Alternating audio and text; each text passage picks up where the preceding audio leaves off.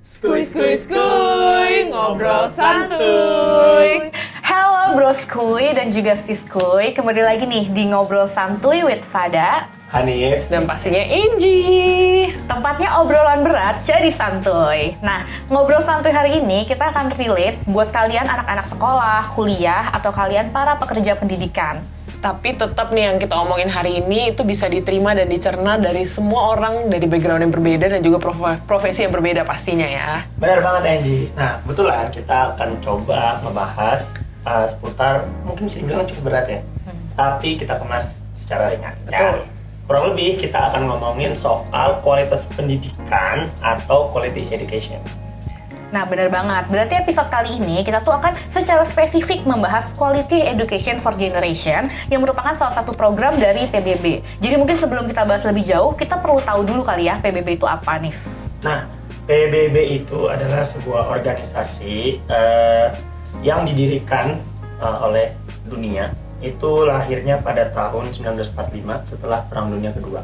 Okay. Ya, jadi tujuan mereka itu awalnya ngebuat PBB kurang lebih untuk mempromosikan kedamaian serta juga untuk meredamkan konflik-konflik yang ada di tiap-tiap negara. Oke. Bentar nih, sebelum kita lanjut, mungkin untuk mencarikan suasana kali ya. Berarti intinya nih PBB ini tuh niatnya baik. Betul. Nah, buat menambah pengetahuan aja nih, mungkin kalian udah tahu, tapi mungkin teman-teman di rumah belum tahu ya.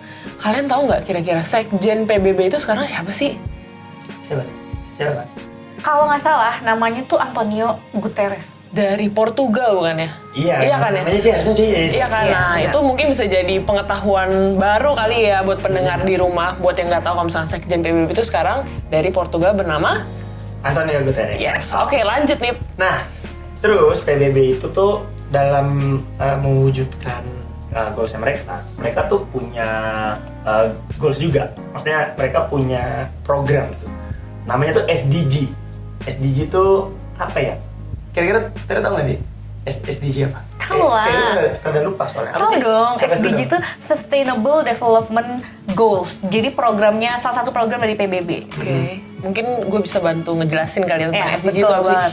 Mungkin kalian pernah dengar pas duduk di bangku SD atau SMP tapi pas SMA sih seingat gue kalau waktu gue belajar ya kayak udah nggak dibahas lagi. Nah, mungkin kita harus mengingatkan kembali kepada pendengar apa sih SDG itu sebenarnya.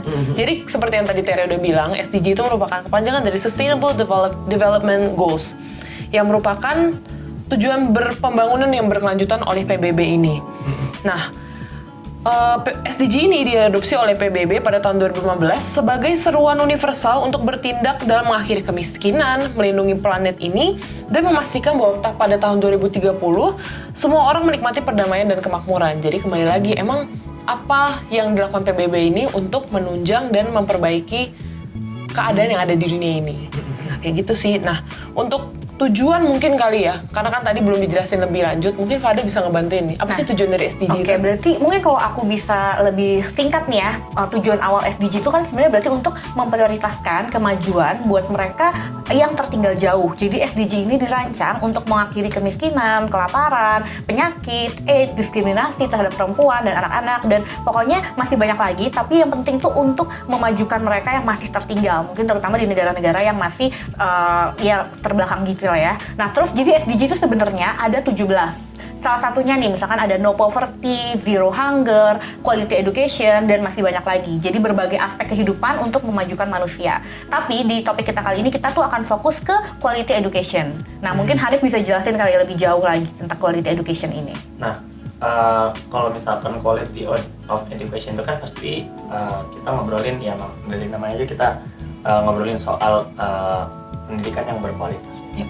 Mungkin kalau misalkan dari pendidikan berkualitas itu sendiri, sebenarnya inti dari poinnya adalah gimana caranya supaya semua orang atau semua pelajar itu bisa menyelesaikan tingkatan pendidikan dari bawah. Contohnya misalkan dari tingkat SD ya, atau sampai tingkat SMP atau bahkan sampai tingkat SMA gitu kalau di Indonesia ya, tanpa dipungut biaya apapun gitu. Terus juga misalkan mereka juga bukan cuma itu aja, mereka juga bisa belajar dengan nyaman dan aman gitu. Terus juga tentunya juga ada juga orang yang sekiranya punya kebidangan ahli di bidangnya masing-masing gitu. Contoh kayak kalau di tingkat menengah akhir itu kan ada SMK kejuruan. Itu juga orang masih tetap bisa belajar gitu, walaupun ya pendidikannya sedikit berbeda gitu, tapi yang jelas kebutuhan pendidikannya masih tetap terpenuhi gitu. Oke, mungkin gue mau nambahin dikit kali ya. Nah, quality education ini artinya juga mengharapkan peningkatan signifikan antara jumlah pemuda yang ada dan orang dewasa yang memiliki keterampilan yang relevan dalam berbagai bidang. Dan diharapkan dapat memberikan pengaruh yang baik bukan untuk dirinya sendiri tapi juga untuk lingkungannya. Jadi quality education ini nggak hanya memikirkan mengenai pribadi yang memiliki kualitas pendidikan yang baik, tetapi bagaimana dia bisa merealisasikannya kepada lingkungan sekitarnya. Nah, dan gak lupa juga tujuan yang sudah sangat lama diperjuangkan di Indonesia itu menghabiskan populasi para buta huruf dan minim literasi serta numerasi di dunia ini.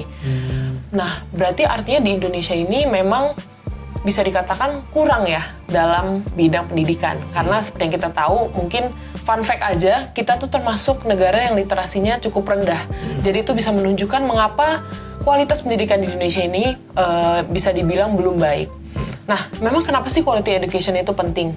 Yang pertama, pendidikan dewasa ini merupakan hak mendasar di dalam nilai kehidupan manusia. Jadi, kalau dari pengalaman kita ya, kan kita udah di S1 nih. Untuk sampai ke jenjang ini, di mana kita bisa bersosialisasi dengan sesama, bisa menjawab pertanyaan mungkin dari dosen atau guru, dan itu berbasis dari pendidikan yang kita dapatkan. Nah, pendidikan ini tidak hanya berperan menciptakan generasi muda sebagai agent of change yang membawa perubahan, namun generasi muda harus bisa menjadi agent of producer yang mampu menciptakan perubahan yang nyata. Seperti yang tadi udah gue singgung, kembali lagi bukan kepada individu sendiri, tapi gimana kita bisa memberikan dampak yang baik kepada lingkungan, kepada teman-teman kita, sebagai menjadi contoh yang baik kalau misalkan memiliki pendidikan yang baik itu emang dibutuhkan loh di Indonesia. Iya, betul. Oke, selanjutnya itu bukan hanya dalam hal pendidikan formal, tapi yang dimaksud adalah pendidikan yang mampu mengubah pola pikir anak bangsa dan pendidikan inovatif yang mendorong kreativitas dan daya tarik inovatif anak bangsa. Kan kita tahu ya, anak muda itu harus kreatif dan inovatif, apalagi zaman sekarang tuh udah berubah banget loh zaman. Jadi dengan adanya pendidikan yang baik ini bisa mendorong anak-anak muda buat terus kreatif dan inovatif dalam menciptakan mungkin lapangan kerja ke depannya, atau mungkin develop something yang bisa pada akhirnya membantu lingkungan sekitarnya yang lebih maju. Nah, seperti yang kita tahu, yang udah tadi gue bahas, kalau misalkan di Indonesia ini emang quality education-nya tuh buruk. Nah, mungkin bisa disinggung dikit kali ya, Fada. Kenapa sih atau bagaimana kondisi pendidikan di Indonesia nih sekarang? Nah, mungkin ya kalau dari yang gue dapat juga ya, kondisi pendidikan di Indonesia ini sebenarnya pemerintah ini terus ada memberikan program-program untuk mengembangkan pendidikan. Nah, salah satunya itu tuh ada wajib sekolah dari SD, SMP sampai SMA. Jadi di sekolah negeri itu sekolah SD, SMP sampai SMA itu disponsori sama pemerintah. Salah satunya juga ada Dana BOS. Jadi program yang diusung langsung untuk pemerintah Indonesia supaya masyarakat di berbagai pedalaman di Indonesia itu dapat pendidikan yang lebih setara.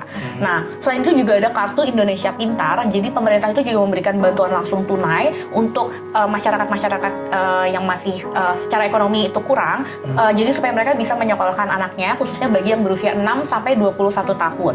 Nah, jadi ini juga salah satu jaminan yang diberikan pemerintah supaya masyarakat dan siswa ini bisa melanjutkan pendidikannya. Nah, tapi ya walaupun begitu tentu pasti masih ada nih masyarakat-masyarakat di pedalaman yang ya tidak terjangkau atau tidak dari program-program pemerintah ini mungkin mereka nggak kena gitu loh. Nah, terus bukan cuma dari pendidikan itu doang, tapi kurikulumnya pun juga berkali-kali diperbaiki nih sama Kementerian Pendidikan supaya kurikulum kita tuh nggak ketinggalan sama negara-negara maju gitu loh. Salah satunya juga kita kan juga kena kurikulum kampus merdeka ya kan. Jadi di mana kita itu bisa ada student exchange, kita juga bisa ada program magang. Jadi itu kurikulum itu terus diperbaiki sama pemerintah.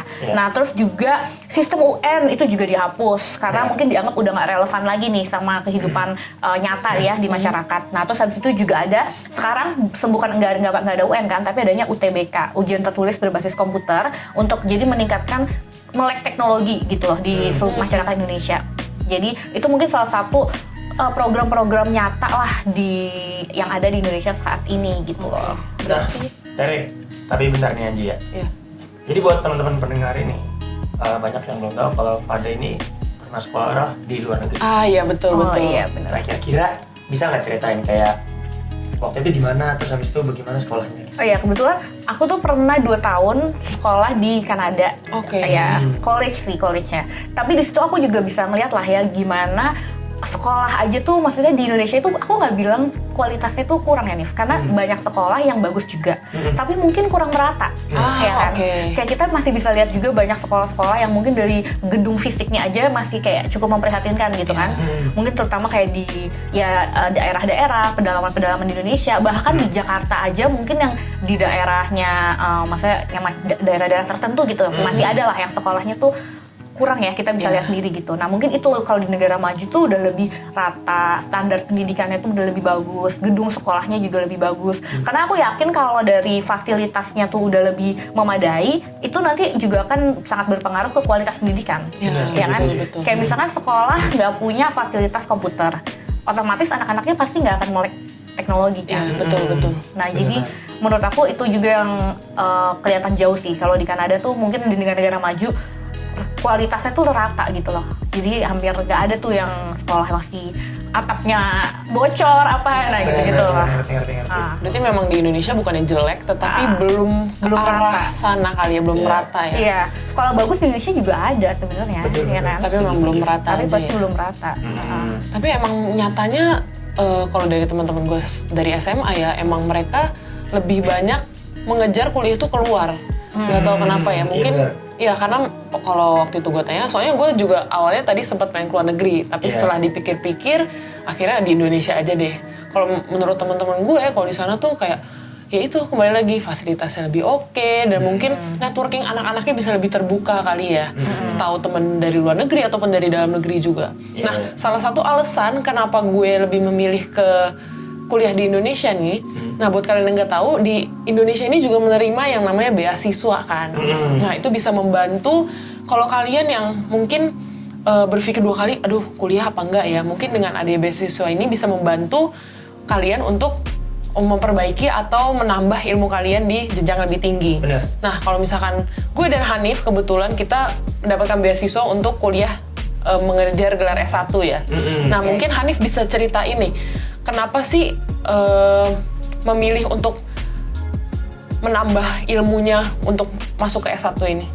Nah, lewat jadi program beasiswa. Iya, jadi kan ini kalau misalkan kita ngambil sudut pandangnya dari atlet ya, ini kita fair-fairan aja kalau misalkan di Indonesia sendiri untuk atlet sendiri tuh masih belum didukung dari sektor pendidikan. Bahkan kadang kita tuh suka dipilihin sama guru.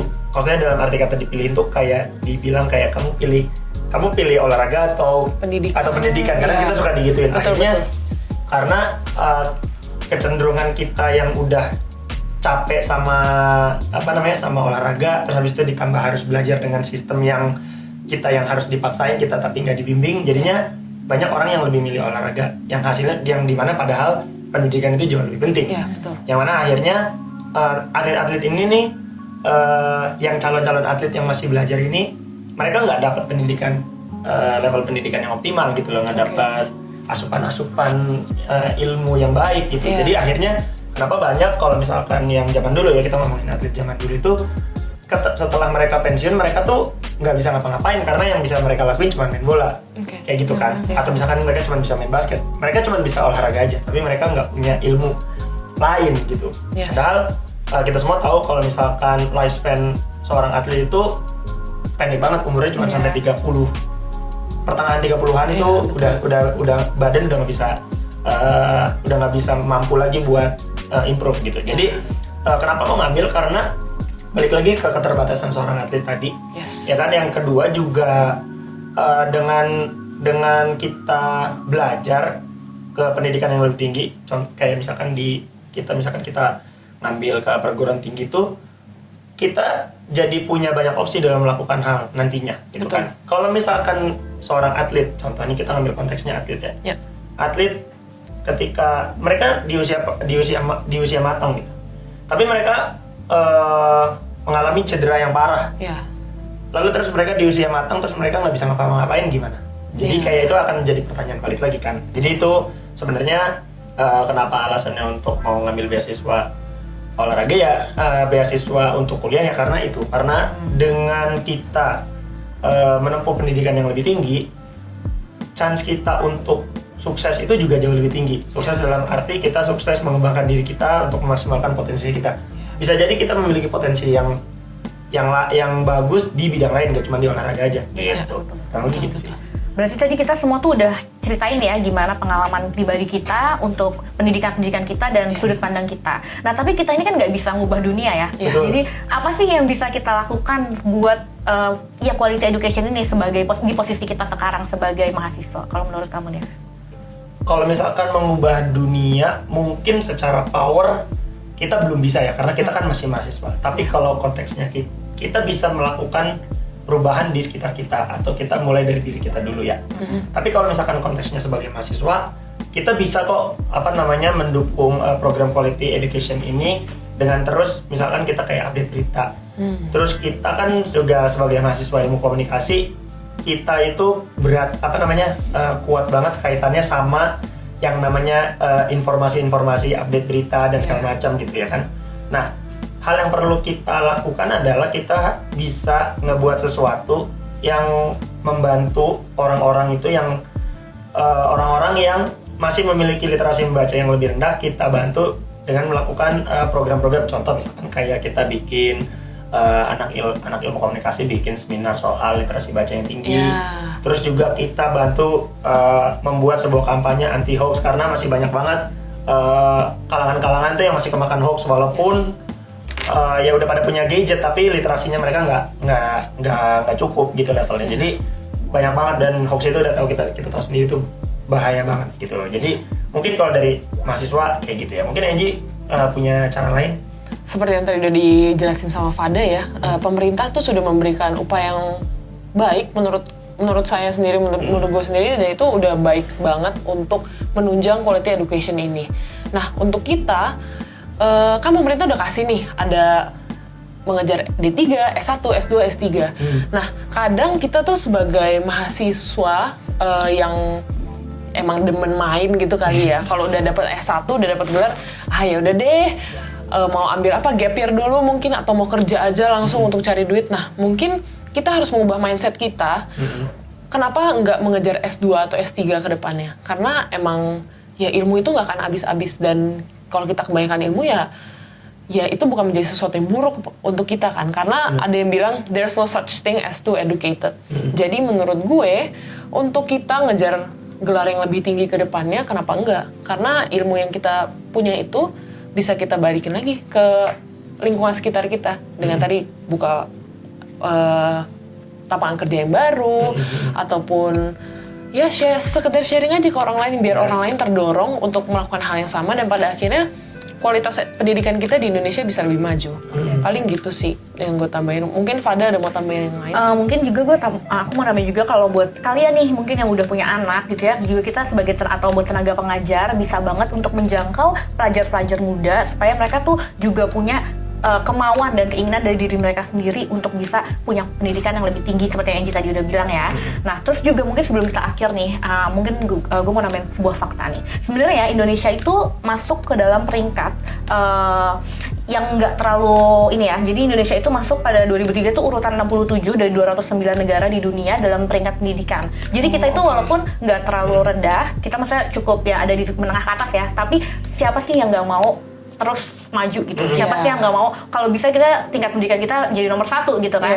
Bener kan? Jadi kalau bisa kita semua juga punya kemauan lah untuk bisa lebih meningkatkan literasi kita, meningkatkan edukasi kita, supaya edukasi di Indonesia secara keseluruhan juga bisa terus maju. Karena itu bisa menjadi bekal yang baik untuk kita ke depannya ya. Iya, benar banget.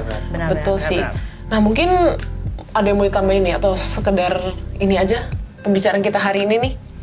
Kalau dari saya sih kayaknya nggak ada ya, karena kayak poin-poin dari Angie sama Fada itu udah sangat-sangat daging gitu, jadi kayak nggak perlu lah. Oke, mungkin bagi pendengar kali ya yang udah dengerin obrolan kita hari ini bisa lebih terbuka mindsetnya ataupun pandangannya. Buat kalian yang mungkin tadi nggak tahu SDG atau quality dan teman-temannya ini, kalian jadi tahu oh sebegitu pentingnya ya quality education, apalagi terutama di Indonesia. Dan apa sih yang bisa kita lakukan sebagai mahasiswa ataupun yang belum mahasiswa, sebenarnya kita tuh juga bisa membantu meningkatkan kualitas pendidikan di Indonesia. Nah, paling gitu aja sih ya.